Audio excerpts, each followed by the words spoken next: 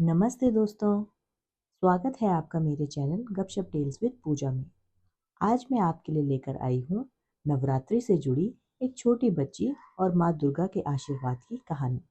तो चलिए शुरू करते हैं। नवरात्रि का पावन समय था। पूरे गांव में भक्ति और उत्साह का माहौल था। हर गली में सजावट, मंदिरों में भीड़ और हर तरफ जय माता दी की गूंज सुनाई दे रही थी।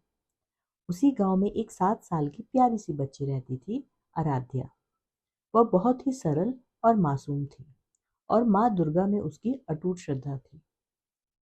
उसकी माँ कई दिनों से बीमार थी और उसके पिता एक छोटे से किसान थे। घर की आर्थिक स्थिति भी बिल्कुल ठीक नहीं थी, लेकिन आराध्या कभी शिकायत नहीं करती थी। वह हर सुबह मंदिर जाती और माँ दुर्गा के सामने हाथ जोड़कर कहती, माँ, मेरी मम्मी को ठीक कर दो। मैं बस उन्हें हंसते हुए देखना चाहती हूँ। नवरात्रि शुरू होते ही आराध्या ने मन में ठान लिया कि वह पूरे 9 दिन माँ की सच्चे मन से पूजा करेगी।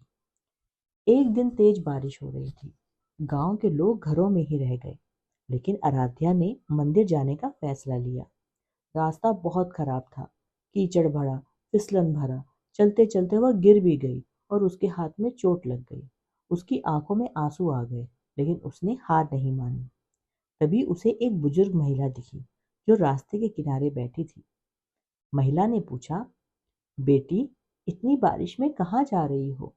आराध्या ने जवाब दिया, मंदिर जा रही हूँ, माँ दुर्गा से मिलने। महिला मुस्कुराई और बोली, क्या तुम्हें विश्वास है कि माँ तुम्हारी बात सुनेगी? आराध्या ने तुरंत कहा, माँ अपने बच्चों को कभी निराश नहीं करती। महिला ने उसे एक लाल फूल दिया और कहा, इसे माँ को चढ़ा देना, तुम्हारी हर मनोकामना पूरी होगी।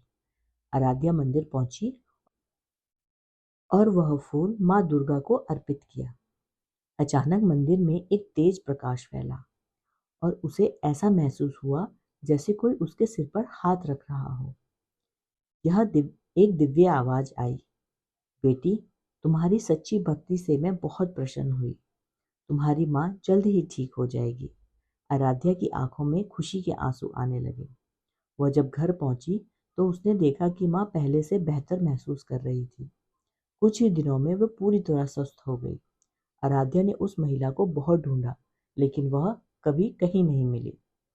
तभी उसे समझ आया, वो कोई साधारण महिला नहीं थी, वो खुद माँ दुर्गा थी।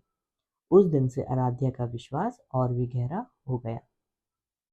तो दोस्तों, ये कहानी यहीं समाप्त हुई।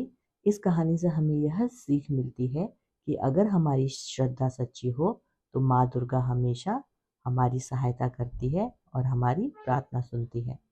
अगर आपको ये कहानी अच्छी लगी हो तो please like, share and subscribe my channel गपशप टेल्स विद पूजा। अगली कहानी में फिर मिलेंगे।